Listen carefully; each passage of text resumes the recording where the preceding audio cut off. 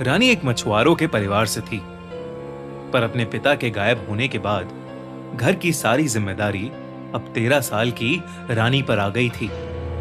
एक दिन उसके पिता मछली पकड़ने गए, पर कभी वापस ही नहीं आए। गांव वालों ने उन्हें बहुत ढूंढा, पर वो कहीं नहीं मिले। रानी को भी अपने पिता का ऐसे सब कुछ छोड़कर जाना बहुत अजीब लगा। उसे उन पर गुस्सा भी आता था, पर उसे अपने परिवार का पेट पालना था। मां ज्यादातर बीमार रहती थी, इसलिए उसी को सब कुछ करना पड़ता था। उनका परिवार सालों से मछली पकड़ने का काम करता था। वो अपने बाबा के साथ कई बार नदी किनारे जाया करती थी। उसके बाबा उसे नदियों की, मछलियों की बहुत सारी कहानियां सुनाते। उसके बाबा हमेशा कहते थे, हम जो सोचते हैं, जिसे याद करते हैं, नदी भी कुछ वैसा ही दिखाती है हमें। रानी को यह सब कभी समझ नहीं आता था। बस ये सब कहानियां और किस्से सुनकर मजा आता था। अब जब वो अकेले मछली पकड़ने जाने लगी थी, तो अपने फायदे के लिए गांव के बाकी मछुआरों ने उसे बड़ी नदी में मछली पकड़ने से रोक दिया। रानी को अपना घर चलाने के लिए अब कोई दूसरी नदी ढूंढनी थी। उस गांव के 2 हिस्से थे। एक हिस्सा जहां सारे घर और वो बड़ी सी नदी थी, और दूसरे हिस्से में बस जंगल। अब जंगल इतना घना था कि वहां कोई जाता ही नहीं था। लेकिन गांव में ऐसा कहा जाता था कि जंगल के बीच एक नदी थी। रानी ने वहां जाने का सोच लिया था। एक रोज वो सारा सामान लेकर जंगल के लिए निकल गई। वहां बचपन से रहते हुए भी उसने कभी वो जंगल अंदर से नहीं देखा था। दिन के उजाले में भी उस जंगल में अंधेरा सा भरा था। कहीं चमगादड़ों की चीखें, तो कहीं सांपों की रेंगने की आवाजें। ये सब उस जंगल में रानी को डरा रहे थे। लेकिन फिर भी रानी हिम्मत करके उस जंगल के अंदर चली जा रही थी। तभी उसे कुछ दूर पर एक नदी दिखी। वो उस नदी के पास जाकर उससे पानी पीने लगी। लेकिन नदी से पानी पीते हुए जैसे ही रानी ने पानी में झांका, तो उसे अपनी परछाई की जगह अपने बाबा की परछाई दिखी। रानी तुरंत पीछे होकर चिल्लाई, बाबा! तभी जब उसने फिर से देखा, तो वहां कुछ भी नहीं था।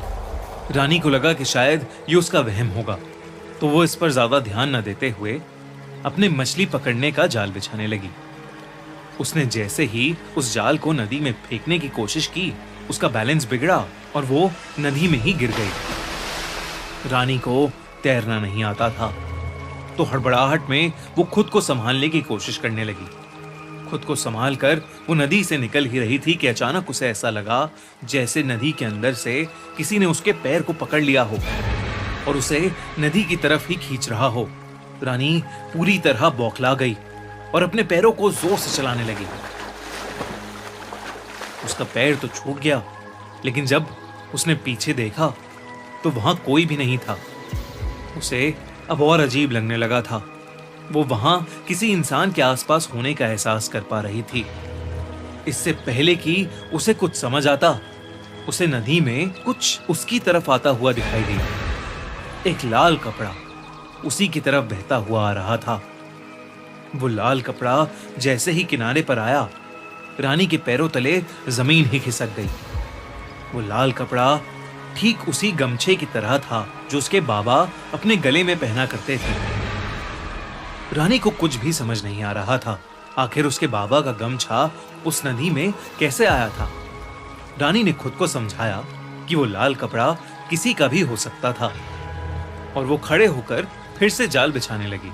रानी मछलियों का चारा लेने के लिए पीछे रखे अपने सामान के पास गई। जब उसने अपने सामान का थैला खोला, तो उसके बीच उसे अपने बाबा की एक फोटो दिखी।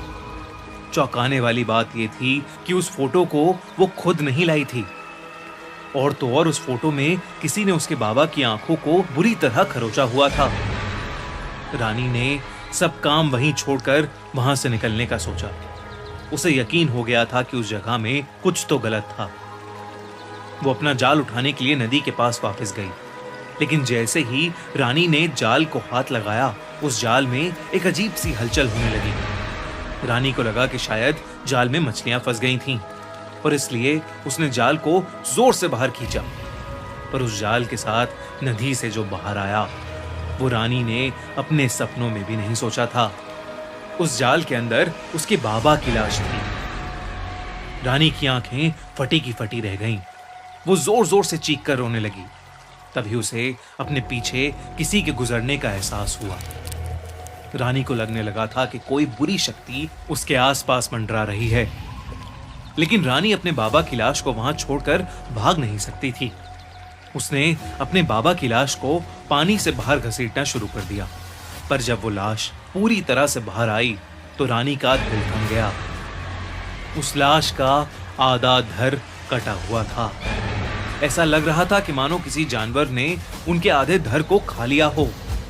इससे पहले उस सदमे से उभर पाती, उसकी आंखों के सामने से उसी नदी में से एक बहुत ही भयानक औरत निकली।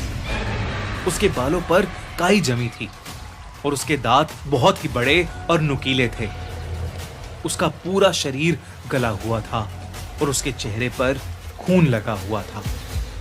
वो रानी की तरफ देखकर मुस्कुराई और रानी की आंखों के सामने ही उस नदी का रंग नीले से लाल होने लगा। रानी की चीख निकल गई और वो बस बिना पीछे देखे वहां से भागती चली गई। उस दिन के बाद से रानी कभी दोबारा मुड़कर उस जंगल के अंदर नहीं गई। किसी ने भी उसकी बात पर विश्वास नहीं किया, पर उसे यकीन था कि शायद उसी की तरह किसी दिन उसके बाबा भी वहां मछली पकड़ने गए होंगे और वहां उनका सामना उस भयानक समुद्री चुड़ैल से हुआ होगा। रानी को सदमे से बाहर आने में बहुत समय लग गया। रानी अब ठेले पर सब्जी बेचकर अपना घर चलाती है, पर आज तक उसे उस भयानक घटना के सपने आते हैं।